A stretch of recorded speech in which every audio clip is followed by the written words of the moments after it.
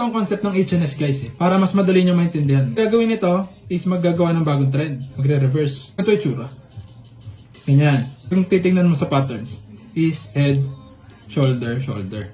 Ganun lang yung concept niya Dapat sirain niya yung line para maging valid. Tapos mag-pull back siya dito.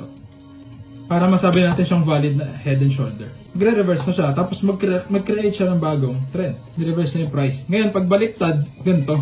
Tapos mag-perform siya ng panibagong trend. Makakonsider mo yon as shoulder to. Ito yung head. Ito yung shoulder. Tapos, trend line siya na bago. Continue na yan. Pag ganun. Gagawin niyan dito, magkakonso yan. Tapos gaganon. Magkakonso, gaganon. Tapos, sisirain niya ulit. Yung last high niya, yun yung head mo.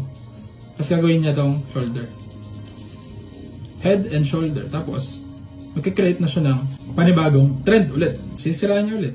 Ulit-ulit lang. Yan yung purpose ng head and shoulders is to reverse the trend.